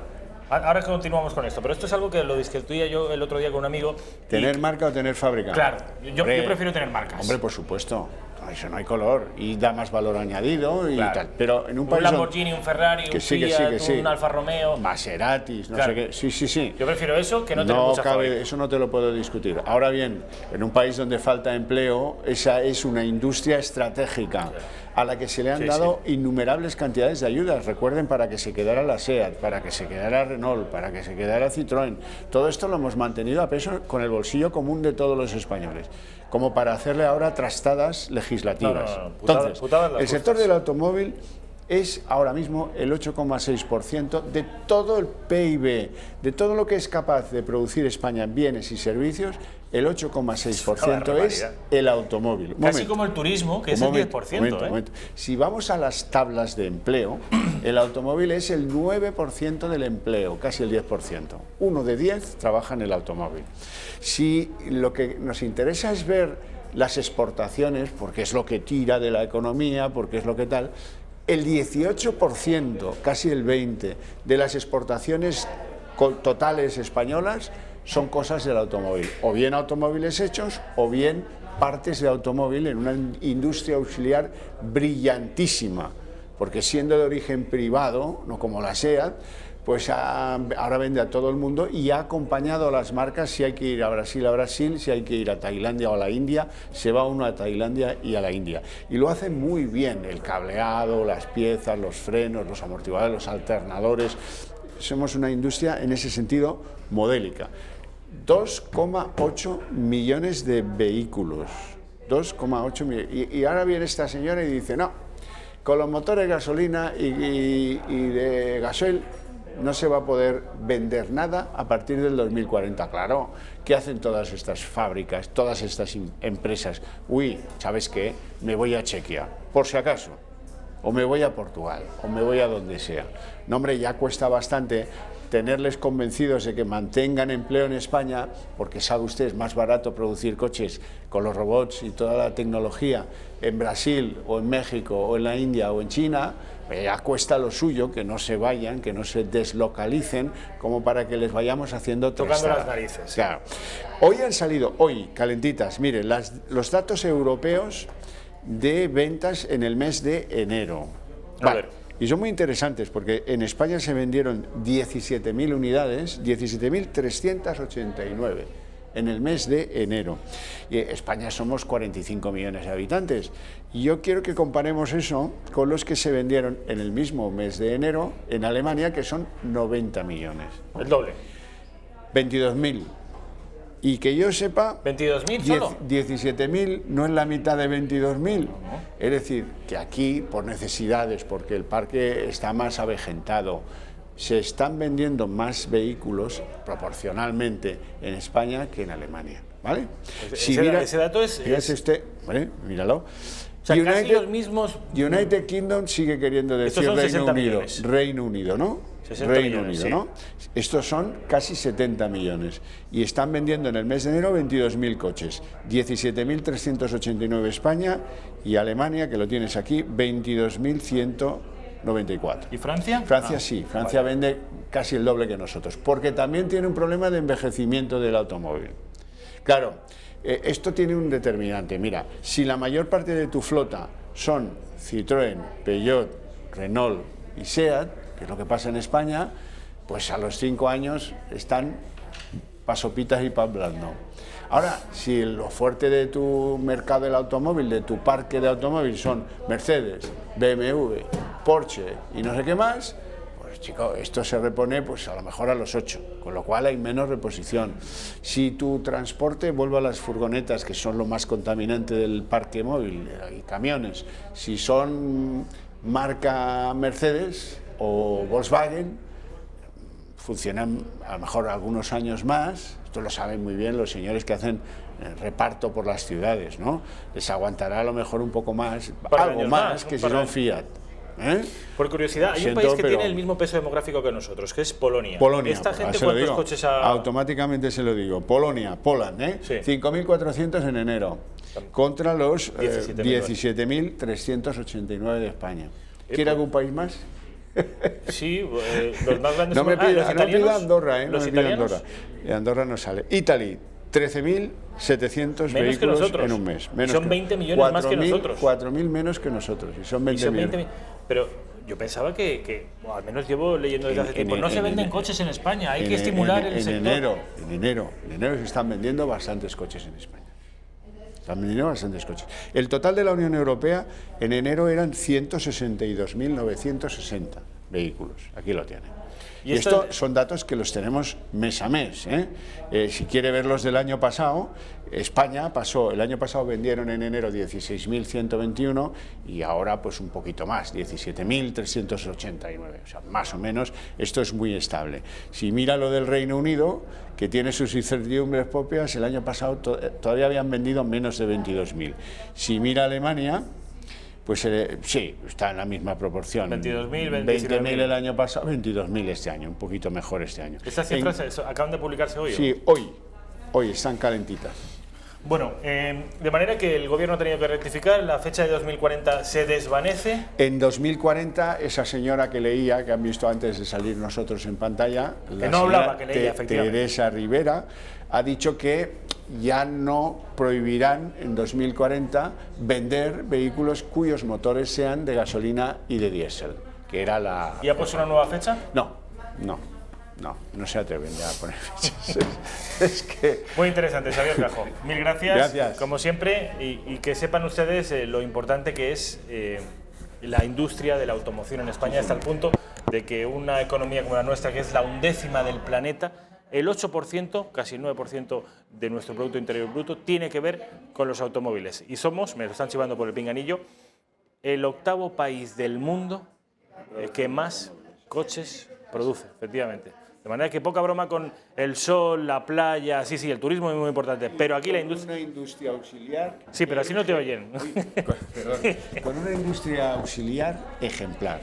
Muy importante, lo ha subrayado también Xavier Cajo, que se ha ido adaptando y que en fin, es digna de aplauso. Si quieres te digo nombres, El Grupo Antolín, Ficosa, son empresas que están en todo el mundo vendiendo limpiaparabrisas, cables, conmutadores, alternadores, baterías, lo que sea. Muy bien. Industria auxiliar del automóvil.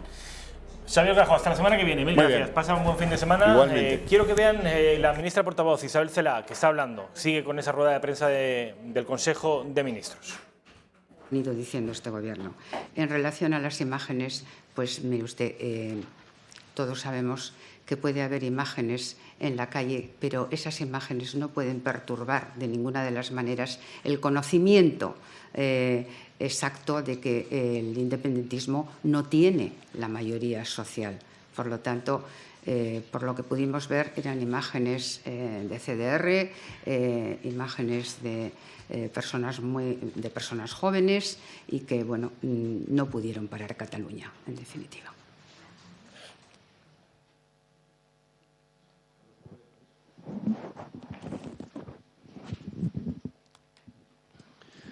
Sí, muchas gracias. Quería preguntarle por el asunto de Franco. Quería saber, porque ustedes cuando plantearon este asunto nunca dijeron que iban a intentar sacar los restos de Franco, dijeron que lo iban a hacer. Entonces, quería saber si están en condiciones en este momento de garantizar que lo van a hacer antes de las elecciones, porque después de las elecciones podría haber otro gobierno que no lo quisiera hacer. Entonces, ¿están en condiciones en este momento de garantizar que lo van a hacer antes de las elecciones? Y si creen que tienen realmente la capacidad, el apoyo de la Iglesia para hacerlo. Y sobre el decreto de alquileres que antes decía, le quería preguntar, decreto de alquileres, que antes decía sobre el tema de desahucios, le quería preguntar si hay alguna posibilidad de recuperar ese decreto de alquileres, un nuevo pacto, si es posible entre las medidas que piensan sacar en las próximas semanas, si es posible que pudiera haber un nuevo decreto de alquileres. Gracias. Bueno, en relación al decreto de alquileres no le puedo precisar, porque no ha sido objeto de estudio hoy en el Consejo de Ministros, no se lo puedo precisar.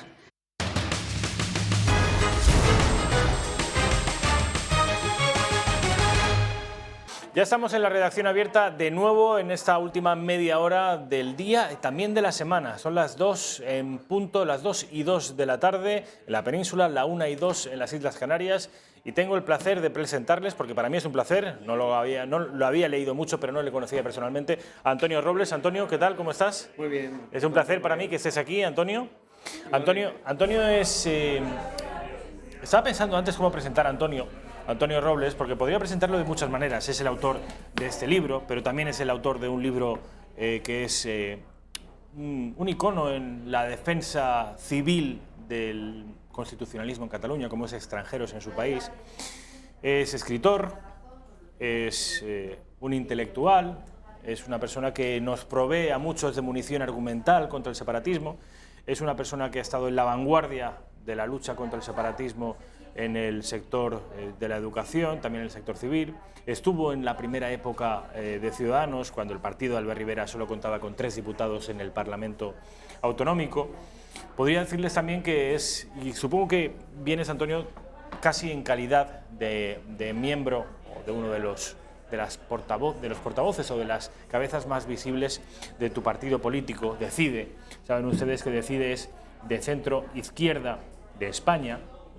Conocerán este partido porque muchas veces Santiago Trancón viene aquí, ahí están viendo ese logotipo que, vaya por Dios, no se ve bien lo que debería verse bien en Raquel, que es la bandera de España, que es fundamental, pero... Veo que se está viendo... Perdón, en la Miguel. página web.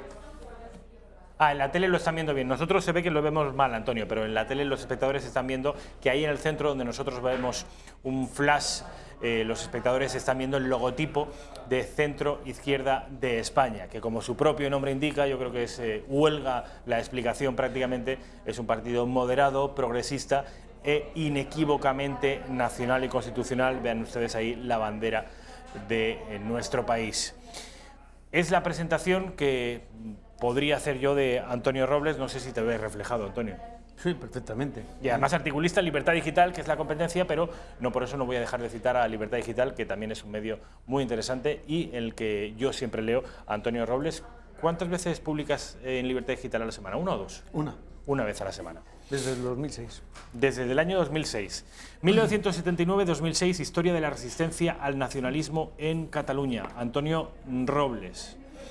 Ya ven ustedes aquí que son pues una pila de años los que lleva Antonio Robles pasándose por las manos, porque no habla ni escribe a humo de pajas, sino que sabe de lo que está hablando, porque está en territorio comanche, lo que luego ha venido produciéndose. Él viene advirtiendo una serie de cosas, no hace semanas, ni meses, ni años, sino décadas, que luego son las situaciones que estamos viviendo, de aquellos polvos, pues, estos lodos. Pero a mí me interesa, sobre todo, Antonio, que me hables, porque sé además que hoy estás... Antonio es de Zamora, de un pueblecito de Zamora, pero vive en Barcelona desde hace muchísimos años y hoy está aquí en Madrid por asuntos que tienen que ver con esta iniciativa tan interesante, esta iniciativa política tan interesante y tan extraordinariamente necesaria para nuestro país y que yo estoy seguro que tiene un nicho de mercado, que es una izquierda de vocación patriótica y no por eso dejar de ser izquierda. Tiene que ver esta visita a Madrid con eso, ¿no? ¿Cómo está el partido? Cuéntanos. Sí. Con Decide, Centro Izquierda de España, el nombre lo dice todo. De forma literal. Nuestro objetivo inicial fue ver cómo una izquierda oficial, estoy incluyendo aquí PSOE, Podemos, Izquierda Unida y todas las izquierdas nacionalistas que hay, se habían olvidado desde hace muchos años de que tienen un país que se llama España, y que no tenían que avergonzarse de ella, ¿no? Y era necesario un partido que, teniendo unas ideas muy claras sociales, también intentase amar de nuevo a su país. Reconciliarse, ¿no?, con España. Reconciliarse con España. La explicación es muy sencilla. Nosotros la hemos escrito por activa y por pasiva. Es la siguiente. El franquismo, después de la Guerra Civil, patrimonializó el concepto de España, los símbolos de España, los unió con espíritu y carne con ellos. Y la izquierda y toda la gente que estaba en contra de la dictadura acabó identificando España con el franquismo, como si España fuese parte de todo eso y no el espacio donde todos los ciudadanos españoles tienen su territorio de soberanía. Y lo que nosotros intentamos es que la izquierda quite esos complejos de encima, olvide que Franco, el franquismo, la sociología franquista, un día se apoderó de todo eso y piense que España, más allá de las ideologías, de las monarquías, de las repúblicas, de los sistemas de gobierno, de cualquier otra cosa, es el espacio común de todos los españoles, es la casa común de todos los españoles, ¿no? Desde ese punto de vista, Decide no solo es un proyecto político, sino también es un curso de pedagogía de la patria. En ningún caso somos nacionalistas, en el sentido de nación como aquella identidad del Volksheit alemán, que identifica a la patria, a la nación, como aquello que constituye a los individuos, sino a la nación política que nace de la Revolución Francesa y que hace a los súbditos ciudadanos, y que ellos deciden lo que es su patria.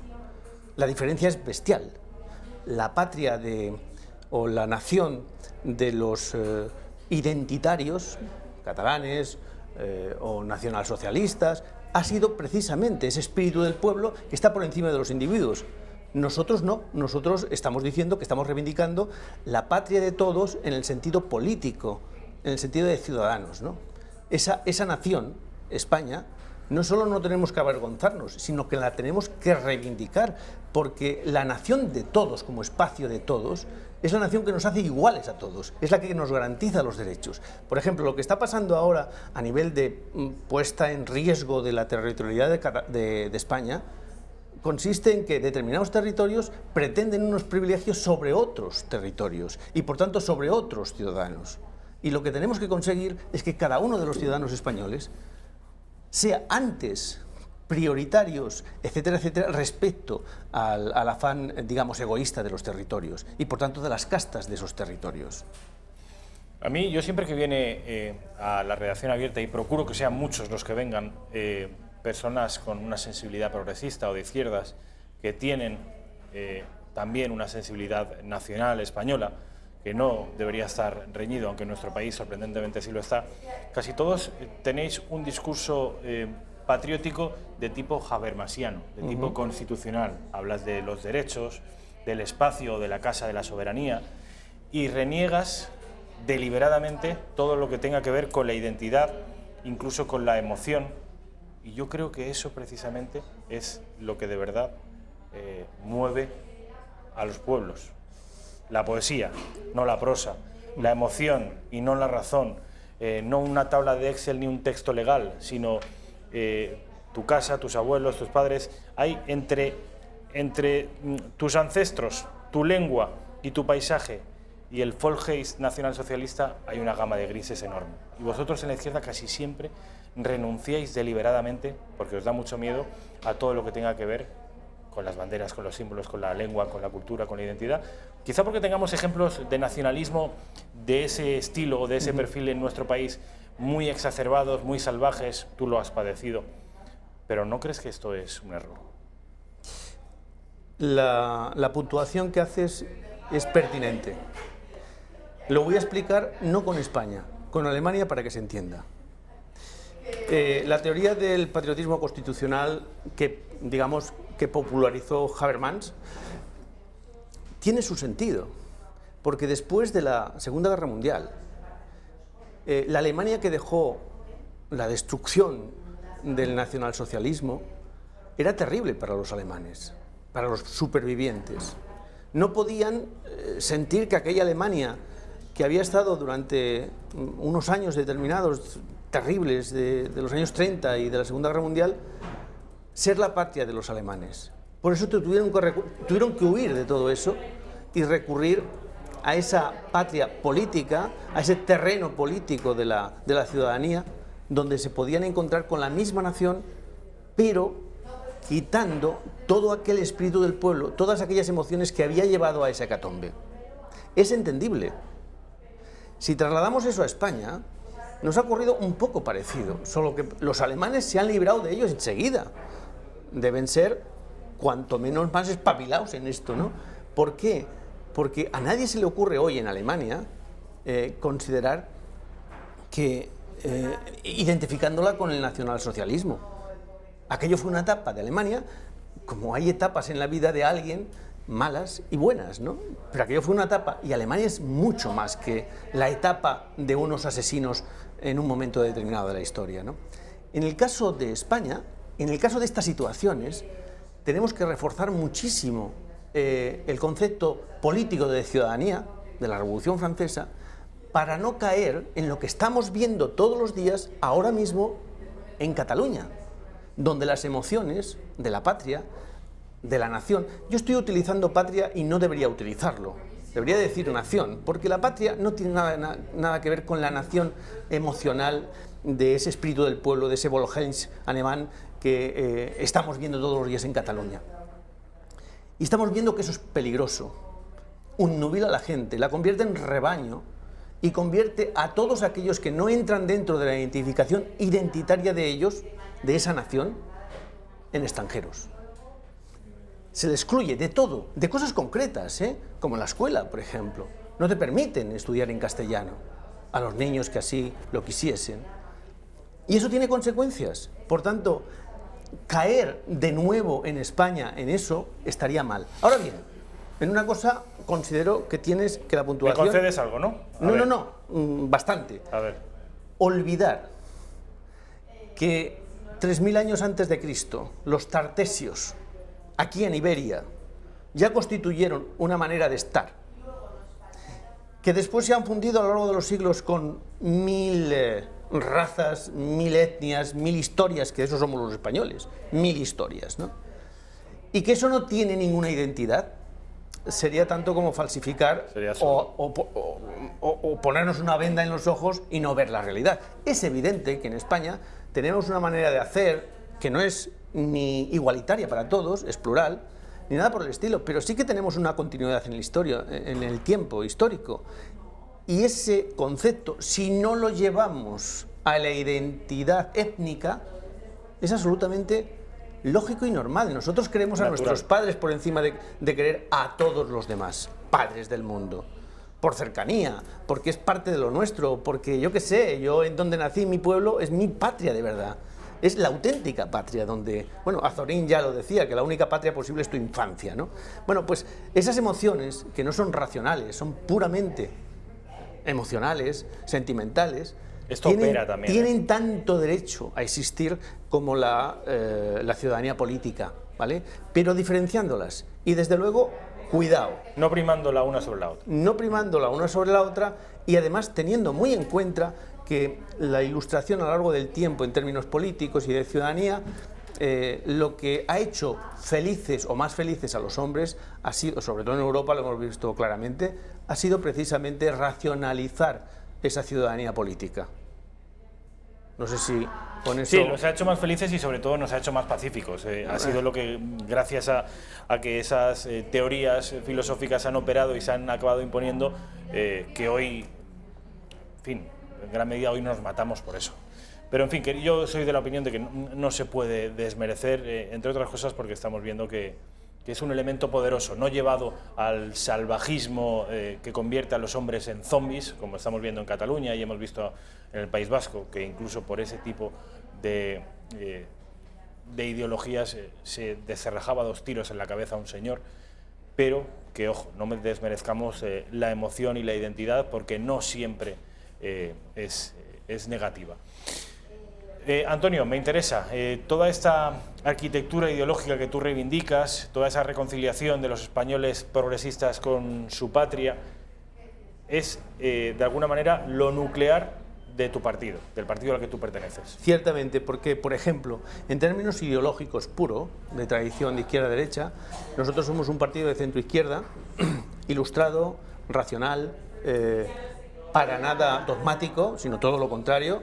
Para nosotros es tan perverso el comunismo como la ultraderecha, la dictadura de izquierdas como la dictadura de derechas. Es decir, para nosotros, llámale como quieras, socialdemocracia, centroizquierda, izquierda liberal. Si tuviéramos 2 horas aquí, tendría tantas preguntas que hacerte con respecto, porque claro, sobre el feminismo, sobre todas estas ideologías de género, sobre el europeísmo.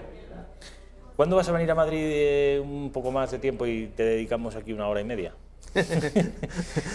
Yo encantado de la vida, pero ya sabes. Decide, el 28 de abril hay unas elecciones y el 26 de mayo hay otras, no otras, sino una triple cita electoral. Sois un partido nuevo, un partido joven, con todas las dificultades que ello implica, pero habrá algunos espectadores de la redacción abierta de Intereconomía que no son todos de derechas, que hay algunos pocos, pero algunos habrá de izquierdas que digan, coño, pues esta gente de izquierdas y desacomplejadamente españoles igual me interesa. ¿Os van a poder votar? El objetivo de un proyecto político, como decir, como cualquier otro proyecto político que se hace, es para presentarnos a las elecciones. Ahora bien, una cosa es tener la voluntad y otra tener los medios, las circunstancias, etcétera, etcétera. Fuera de redacción, estaba hablando antes contigo en el sentido de que actualmente los proyectos políticos sufren un grave prejuicio de los desencantamientos que ha habido, de los desencuentros que ha habido con la política de partidos como Ciudadanos, como UPyD, como Podemos, etcétera. Es decir, hay mucha gente que en un momento determinado, fíjese que en 1906, cuando nació Ciudadanos...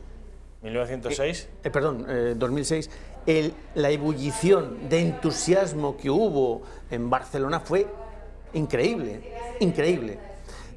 Solo lo puedo comparar con la ebullición que hubo de entusiasmo en la transición.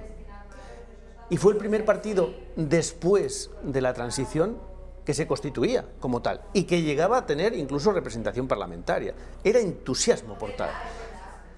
Después de todos los años que han recorrido con determinados desencantos, la gente detesta a los políticos y huye de la política y no se compromete. Y esto nos facilita las cosas. Y esto no facilita para nada los nuevos proyectos, porque dicen, bueno, otro partido, dicen esto, pero después hacen lo otro. Claro. Precisamente en la cosmovisión, 3 páginas en nuestra página, en documentos... Recuerda la página web para los espectadores. La página web simplemente es www.decide, sin la E, es de la letra D, CIDE. Y CIDE, ¿no? .org.es. Ahí en la cosmovisión, ¿qué pueden encontrar? En la cosmovisión, en solo 3 páginas, porque después hay muchísimos documentos, desde los estatutos a documentos, tienen en 3 páginas el espíritu del partido. Y curiosamente, el primer párrafo de todos se dedica a reivindicar la honradez, la coherencia, el asistir a tu palabra y cumplirla, o sea, exactamente todo lo contrario que lo que es y representa Pedro Sánchez, porque en la política no solo está fallando la ideología, los métodos, los modos y tal, sino que está pasando la forma de la política. Es decir, nos hemos envilecido tanto que ya da lo mismo cualquier cosa, y no da lo mismo cualquier cosa. Los valores están para algo, y se tiene que tener algunos valores. Y los valores de la honradez, de darte la mano y confiar que en ese señor va a cumplir con su palabra, es importantísimo. En política hoy se necesitan gente decente, y no la hay, pero no la hay en ninguna ideología. Y todos los vicios los repiten, derechas, izquierdas, nacionalistas, no nacionalistas, laicos, religiosos, bueno, ya lo ve, hasta en la iglesia hay pederastas, que es la repera. Es lo inaudito, porque bueno, que haya pederastas fuera, pues vale, pero aquellos que nacieron para preservar la inocencia de un niño, pues eso es imperdonable. Como aquellos que nacieron para acabar con las castas, es imperdonable que se compren un palacio en Galatasaray, no sé dónde se dice, ¿no? Sí, un casoplón de esos, ¿no? Es peor todavía, ¿no? Pues hay que reivindicar ese tipo de cosas y nosotros lo estamos reivindicando. ¿Podemos reivindicar el honor o es una palabra que está... No, porque el honor implica, entre otras cosas, que tienes vergüenza de lo que haces.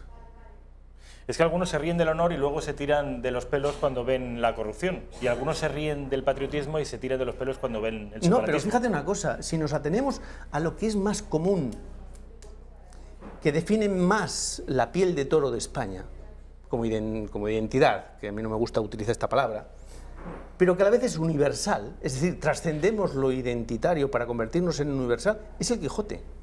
¿Y el Quijote qué implica? El Quijote implica que las ideas son prioritarias a la conveniencia de cada cual, que el bien común es prioritario a tus conveniencias particulares y tus egoísmos particulares, y eso lo tenemos que trasladar a la política, porque en las relaciones personales, individuales de cada uno de nosotros, nuestros amigos, ¿qué deseamos? Que sean leales con nosotros, si no, vaya amigos que eres, ¿no? Aquello que es más común en la vida social, en lo más ordinario, aquello que amas de la familia, de los amigos, debemos traspasarlo a la política.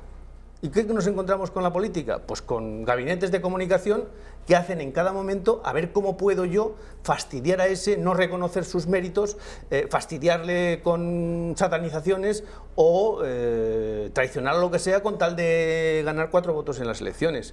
Ya sé que esto puede parecer muy inocente, muy no sé qué, pero nosotros tenemos la voluntad de defenderlo. Sabes, Antonio, perfectamente que no sois el único partido en el ámbito del centro-izquierda que lleva esa bandera. Lleva la bandera en fin, de la pulcritud en cuanto a la corrupción, en cuanto a operar, en cuanto a gestionar, y la bandera del patriotismo.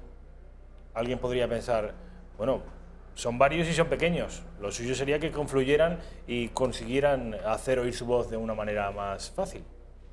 Cierto, pero cuando se hacen proyectos personalistas, cuando se hacen proyectos muy pequeñitos para amalgamar un conjunto, si ese amalgamiento de ese conjunto no aumenta la idea de lo que estamos hablando, es un estorbo, porque entonces hay bueyes que tiran por todos los lados. Y cuando 2 bueyes los pones uno delante del carro y otro detrás, y cada uno tira por su parte, fíjate si pones 4, ¿no? Y lo que hay que tener son las ideas claras, tener objetivos, poder argumentar racionalmente esos objetivos.